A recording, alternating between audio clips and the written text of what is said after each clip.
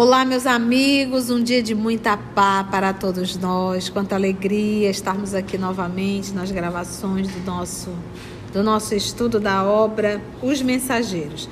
Nós estamos no capítulo, hoje vamos iniciar capítulo 24, intitulado A Prece de Ismália. Vamos envolver o nosso amigo Tarcísio, que está aqui ao nosso lado, para fazer a nossa prece de gratidão. E logo depois a nossa querida Aramita irá fazer a recapitulação do nosso último estudo. Mestre Jesus, quantos aprendizados nós estamos tendo. Lembramos que estamos tão distantes de Ti. Dai-nos força, Senhor, para que possamos, com esses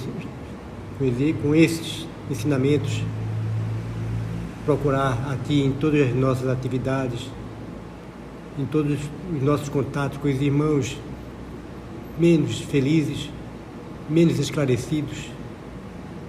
Iluminai-nos, Senhor, que possamos, através dessa obra, os mensageiros, ter mais contato com a paz espiritual e o aprendizado que precisamos.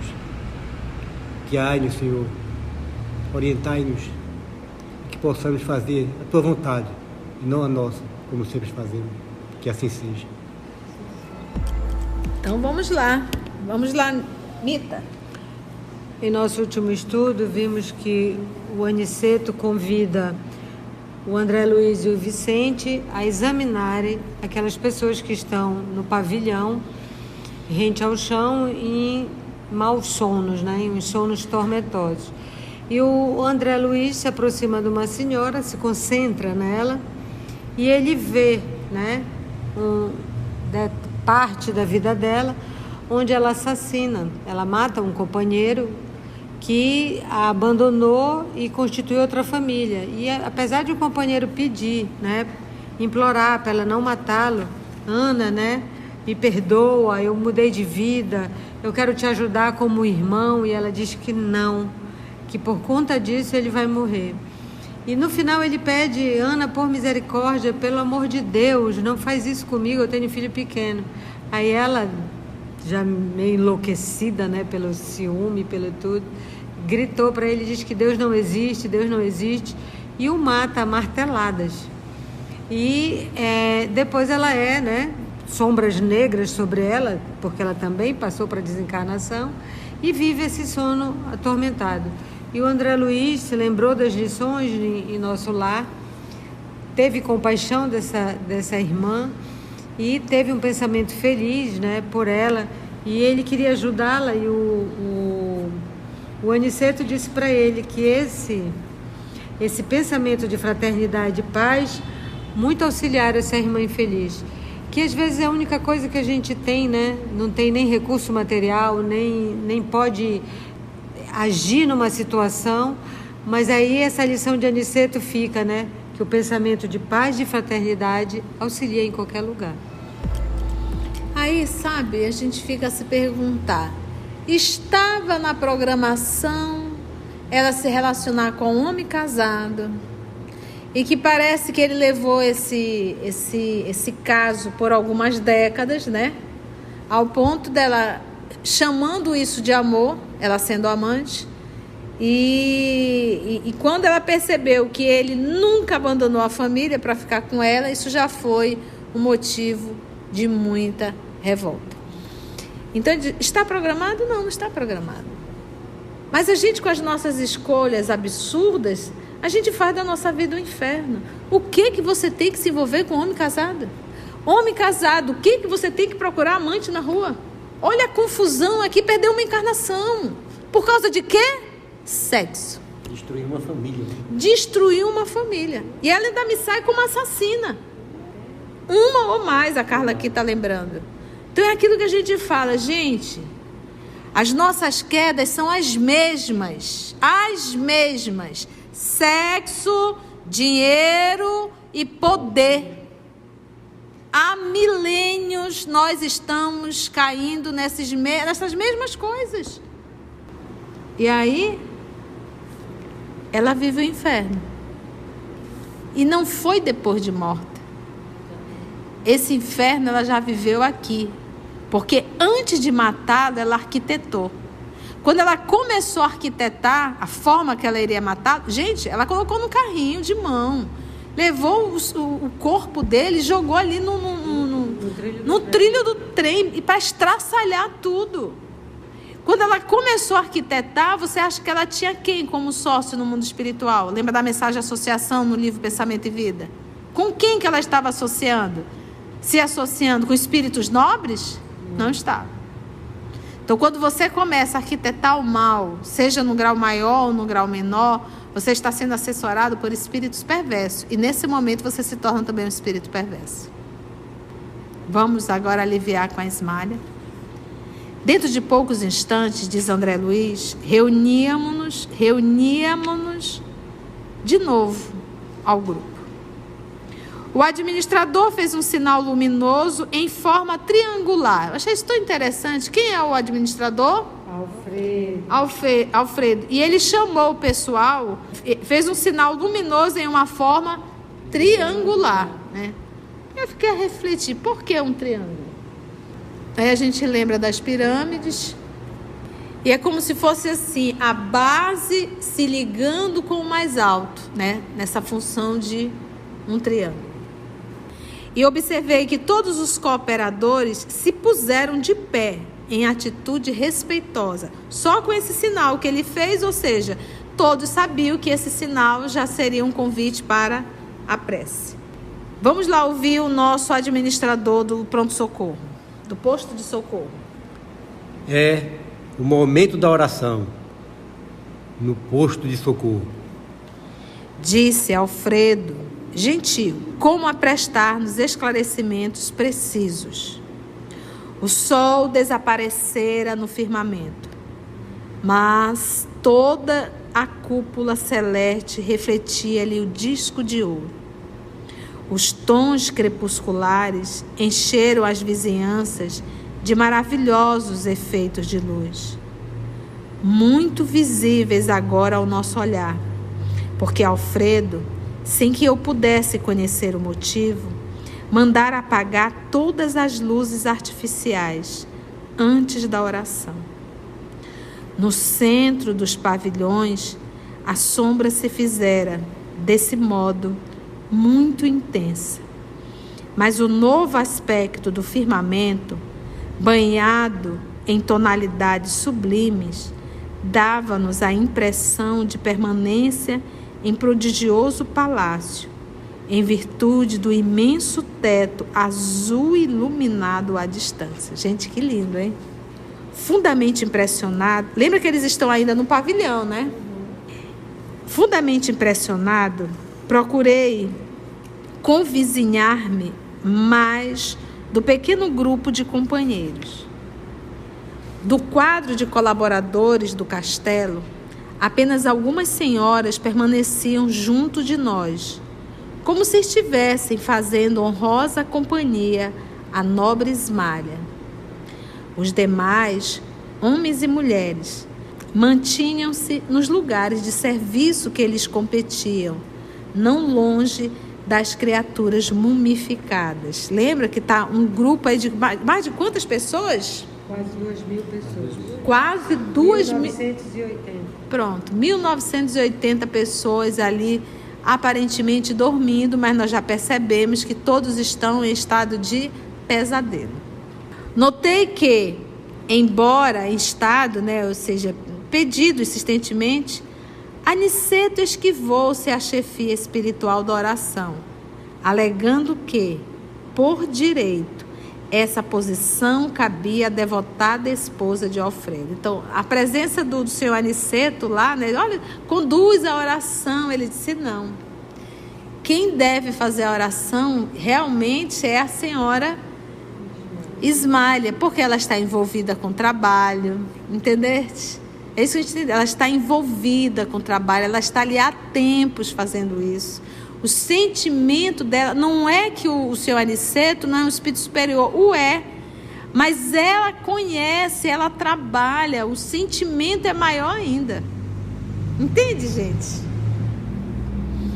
Ismália, então, num gesto de indefinível delicadeza, começou a orar, acompanhada por todos nós em silêncio, salientando-se, porém, que lhe seguíamos a rogativa, frase por frase, atendendo a recomendações do nosso orientador, que aconselhou repetir em pensamento cada expressão, a fim de imprimir o máximo ritmo e harmonia ao verbo, ao som e à ideia, numa só vibração. Gente, esse parágrafo aqui está nos ensinando a orar. No coletivo. Nos ensinando a orar. Então, imagina só, aqui de repente eu pedindo há pouco para o Tarcísio orar. Se o Tarcísio está orando e nenhum de nós estamos acompanhando psiquicamente, só ele está orando. Ela não é uma oração. A gente pode estar até aqui, presente, mas nós não somos um ser coletivo. Isso para tudo. Uma reunião mediúnica. O dirigente está ali conduzindo, fazendo a prece. Se ninguém está acompanhando psiquicamente, repetindo mentalmente cada frase, só ele está orando. Olha só, vamos ticar aqui, ó. Esmalha, então, no gesto de indefinível delicadeza, começou a orar, acompanhada por todos nós, em silêncio. Em silêncio. Então, imagina, às vezes, mesmo a prece coletiva, em que todo mundo fala junto, e tem algumas que um fala e outros falam também, que você não consegue entender, fica uma barulheira. Isso não é oração. Íntimo, é uma voz e uma oração. E eu já aproveito aqui para falar das reuniões mediúnicas com comunicações simultâneas.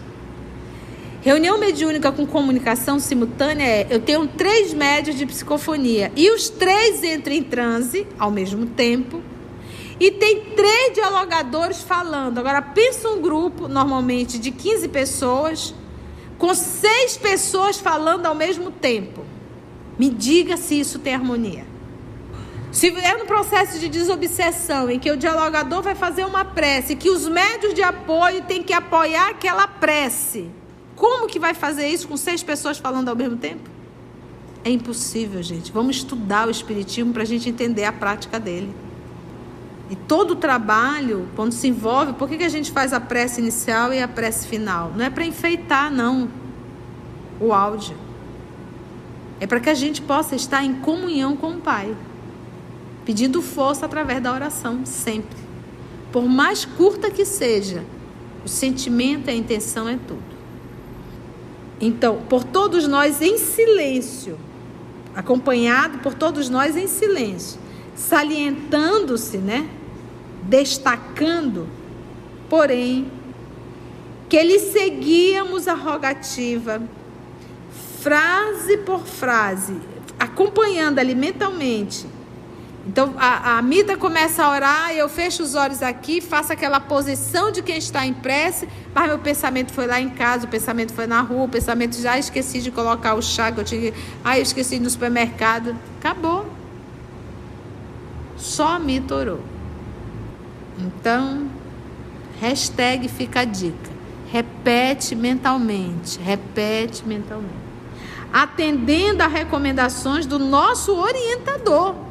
Então, isso não saiu da cabeça do nosso querido André. Foi o Aniceto que falou na hora da oração. Acompanha mentalmente e repete frase por frase. Por que ele manda repetir frase por frase? Porque o André Luiz é um terrícola que tem pouco tempo no mundo espiritual e que tem maior dificuldade de concentração. Então, para educar o seu pensamento, esse corcel rebelde, para educar esse pensamento, ele repete frase por frase, Entendeu? Que aconselhou repetir em pensamento cada expressão, cada fala dela, a fim de imprimir o máximo ritmo e harmonia ao verbo. É como se ele dissesse esse ritmo e harmonia, como se a oração se tornasse uma melodia divina. E tendo ritmo e harmonia, não é algo descompassado, algo desconectado. Porque quando você fala em musicalidade, a gente fala realmente em harmonia, em bem-estar. É lindo isso aqui, olha. A fim de imprimir o máximo ritmo e harmonia ao verbo, ao som e à ideia, numa só vibração.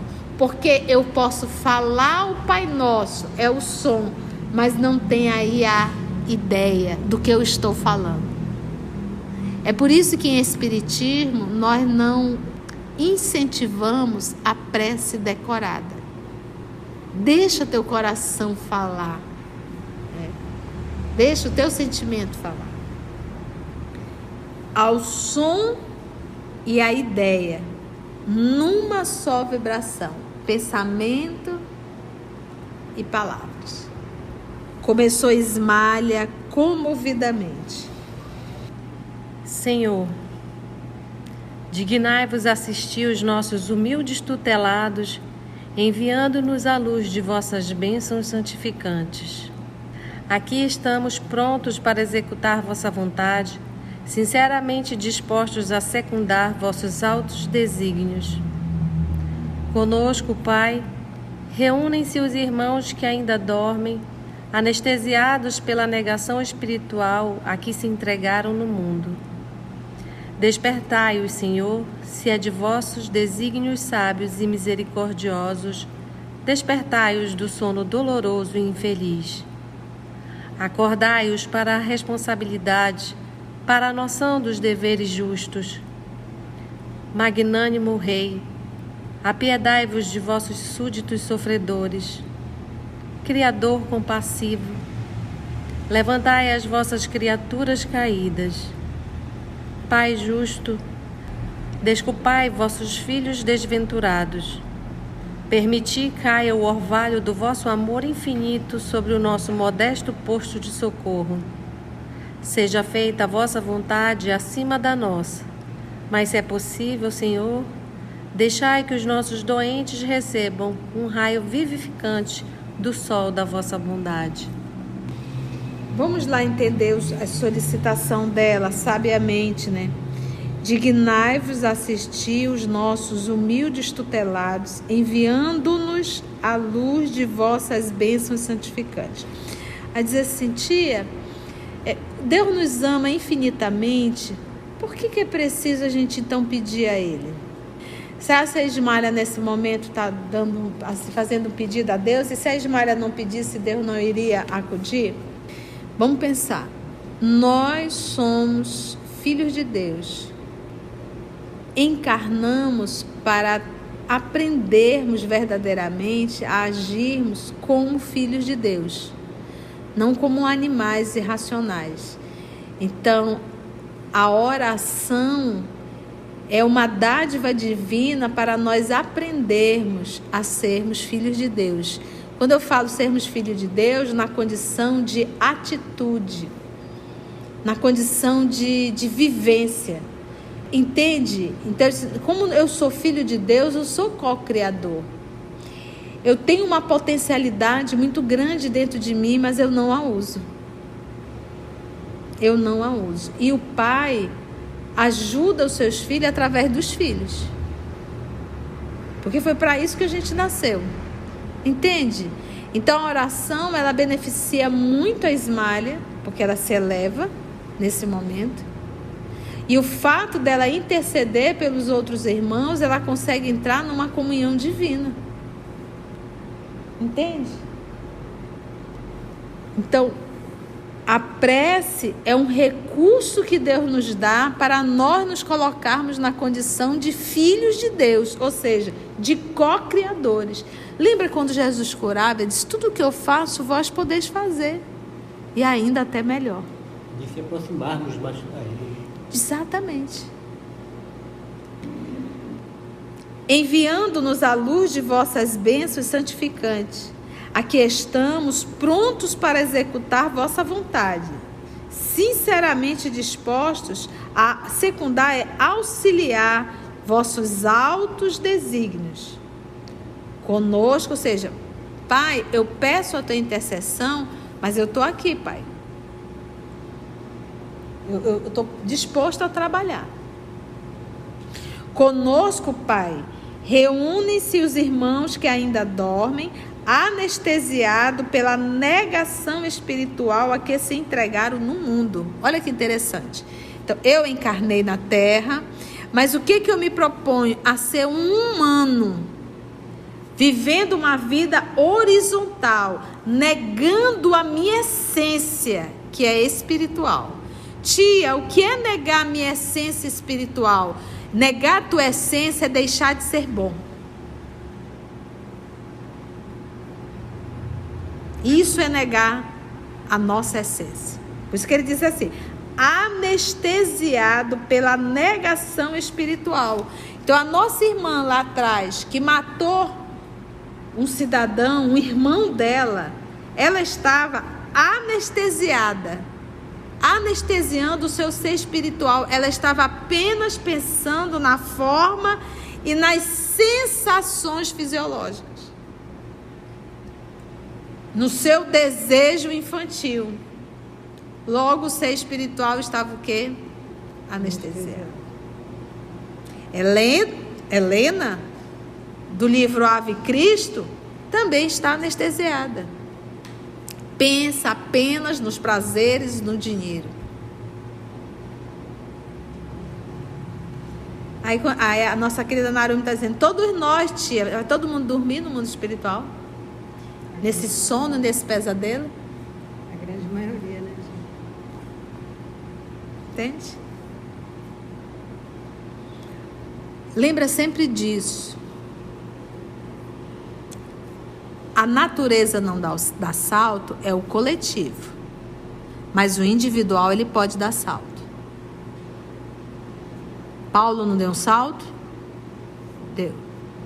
Madalena não deu um salto? Deu. Pedro não deu um salto? Deu. E quantos outros anônimos? Então, a gente tem essa informação de mundo espiritual. A pergunta é, o que eu estou fazendo com tudo isso que eu tenho de informação? Eu não posso ouvir tudo isso aqui e anuir com crime lá fora. Não dá. Eu não posso estudar tudo isso daqui e ser um criminoso. Ser um sexólatra, um materialista.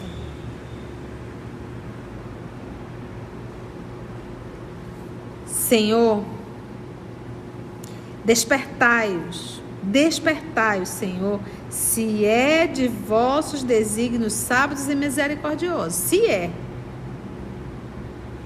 Despertai-o do sono doloroso e infeliz. Aí você diz assim, tia, esse sono começou aonde? Na terra. Quem não faz o bem já é um cadáver. Porque está morto.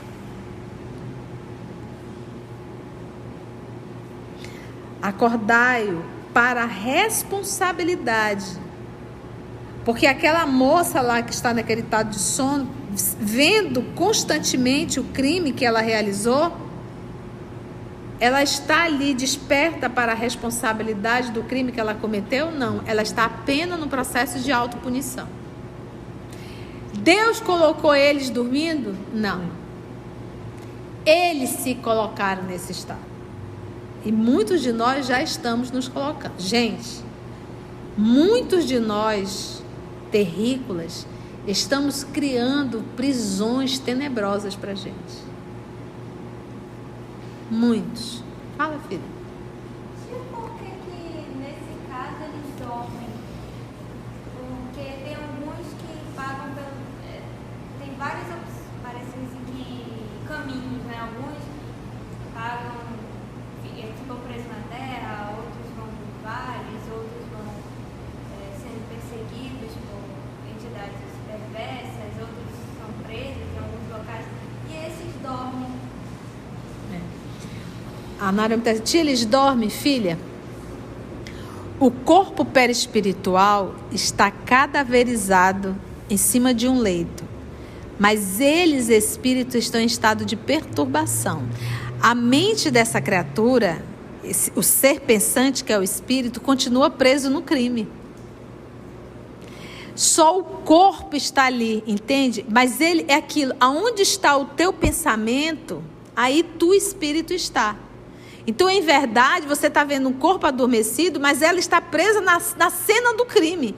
Ela está viva, ela está constante ali, ela não se vê dormindo. Ela não se apercebe que está em estado de sono, entendeste? Porque a mente dela aprisionou-se nessa imagem. Tu entende o que eu quis te falar? Por exemplo, você está aqui dentro da sala, mas se você estiver pensando no que está acontecendo na tua casa, vendo alguma cena, tu estás aonde? Aqui ou na tua casa? Entendeu, filha? E detalhe, tu estás na tua casa e vivendo todas as emoções da tua casa.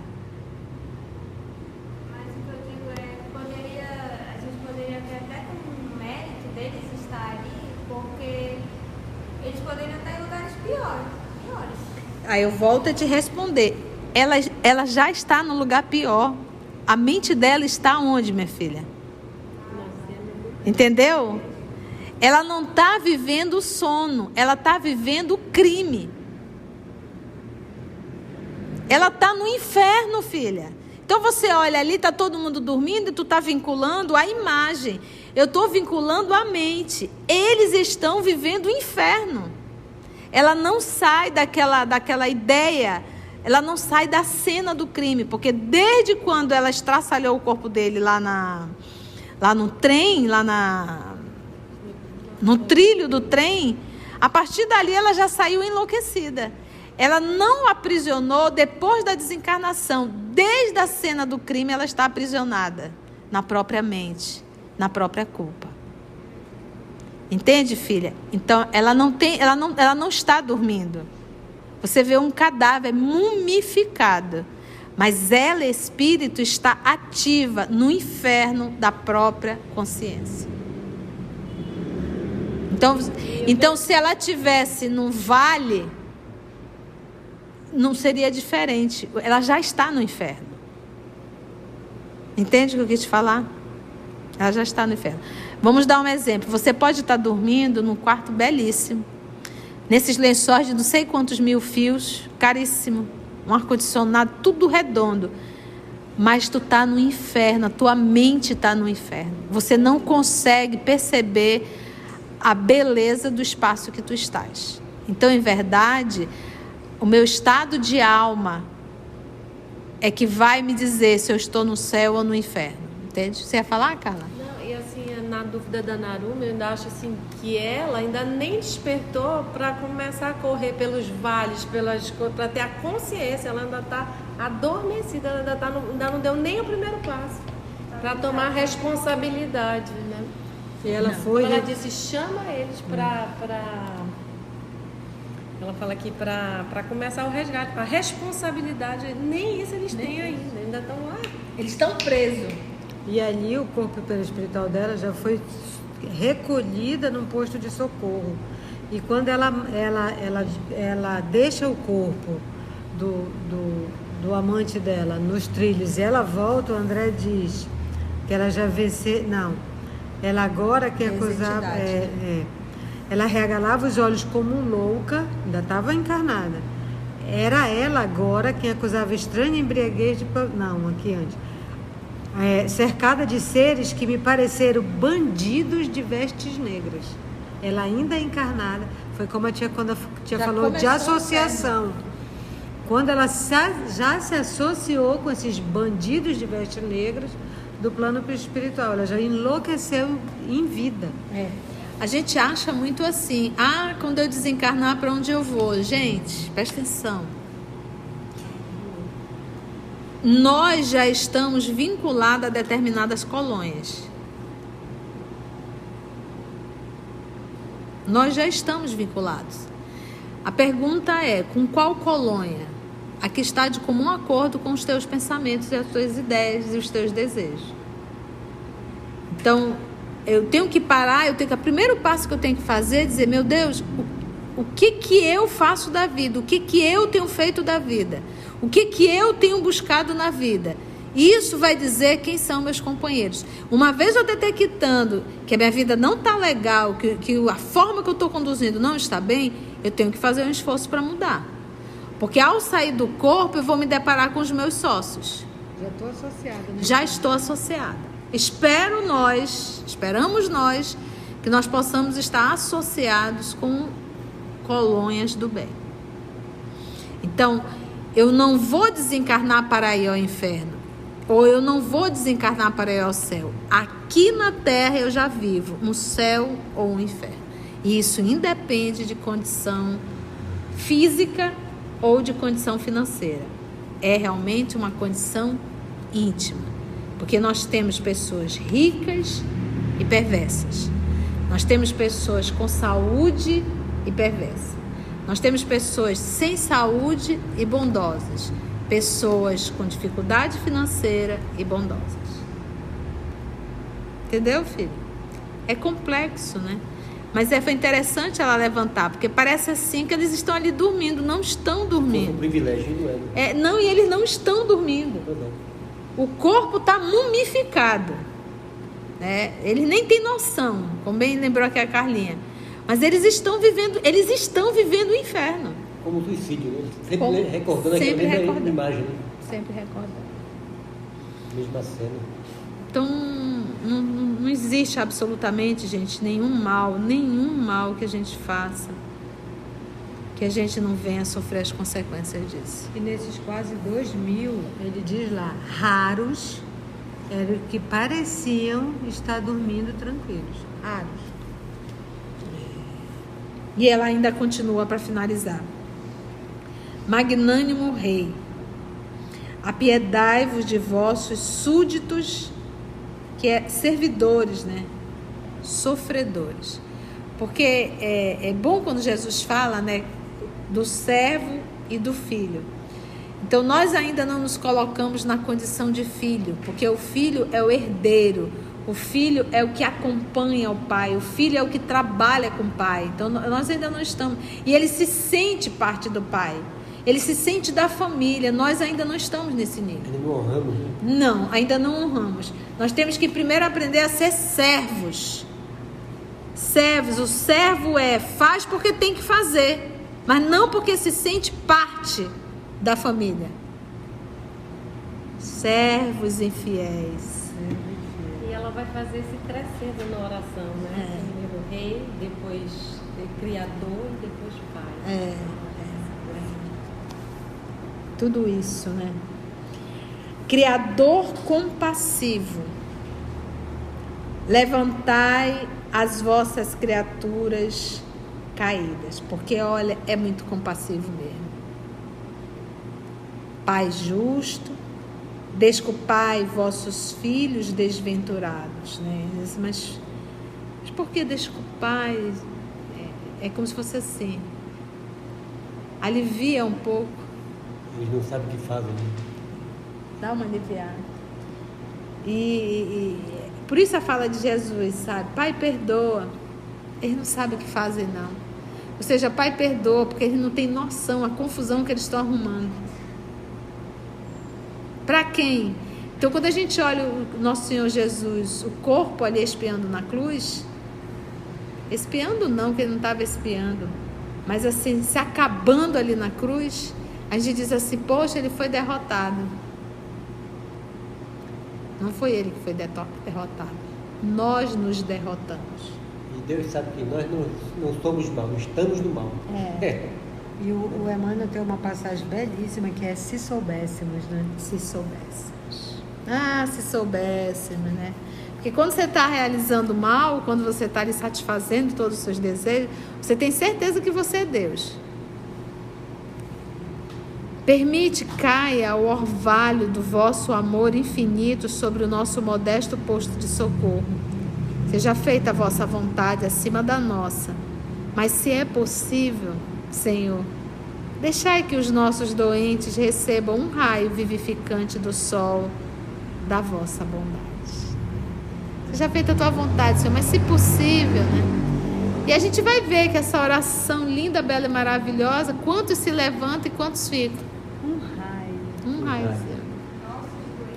Nossos doentes. Imagina quantos não tem aqui na Terra. Doente. E tudo isso são tormentos voluntários. Atormento sem necessidade. Escolha. Poxa, se é para sofrer, que eu sofra com Cristo. Não é verdade? Se é para sofrer... Se é só um minuto... É só um minuto. Só por 1 hora, como ele diz. Se é para sofrer, que eu sofra no sacrifício. Que eu sofra pelo Cristo. Ou com o Cristo. Gente, foi bom, gente? Vamos dar uma paradinha aí? E vou envolver a nossa querida Aramita para fazer a nossa prece de gratidão por mais um dia de estudo e de aprendizado, né, gente? Vamos refletir aí com a nossa querida Ismália.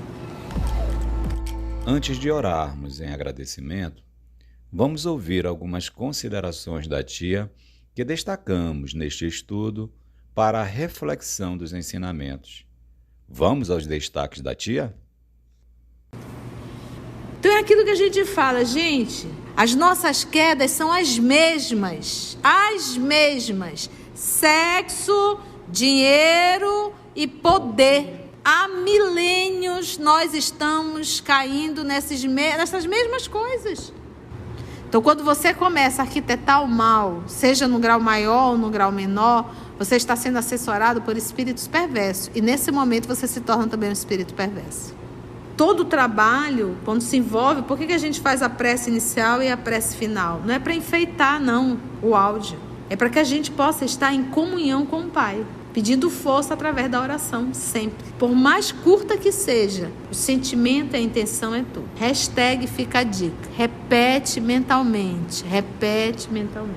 Então, para educar o seu pensamento, esse corcel rebelde, para educar esse pensamento, ele repete frase por frase. A prece é um recurso que Deus nos dá para nós nos colocarmos na condição de filhos de Deus, ou seja, de co-criadores. Lembra quando Jesus curava? Ele disse, tudo o que eu faço, vós podeis fazer. E ainda até melhor. Eu não vou desencarnar para ir ao inferno. Ou eu não vou desencarnar para ir ao céu. Aqui na terra eu já vivo um céu ou um inferno. E isso independe de condição física ou de condição financeira. É realmente uma condição íntima. Assim, concluindo o nosso estudo de hoje e agradecendo o nosso Mestre Jesus por mais este momento de aprendizado, vamos orar? Amigo Jesus, queremos te agradecer tanto ensinamento, tanta luz, tanto direcionamento para as nossas vidas. Ajuda-nos, Senhor, para enquanto estamos neste corpo de carne, para que possamos desde agora fazer novas associações, mudar o pensamento, trilhar novos caminhos, fazer novas escolhas. Como bem disse a tia, no momento da dor nós temos 2 caminhos a escolher. A revolta, onde eu me revolto contigo, com a vida, com o mundo, ou a resignação, onde eu aceito o que eu estou e ajo para ir mudando onde eu estou.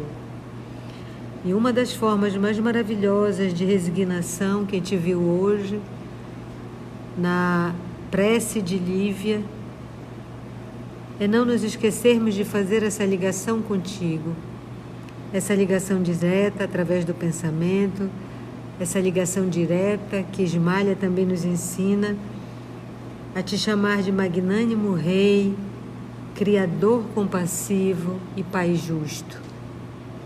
Ajuda-nos, Senhor, a mais uma vez não desistirmos de Ti, a não deixarmos as nossas rebeldias, as nossas preguiças tomarem conta mais uma vez de nossa vida. Ajuda-nos a ficarmos contigo, porque Tu estás conosco hoje e sempre. Que assim seja.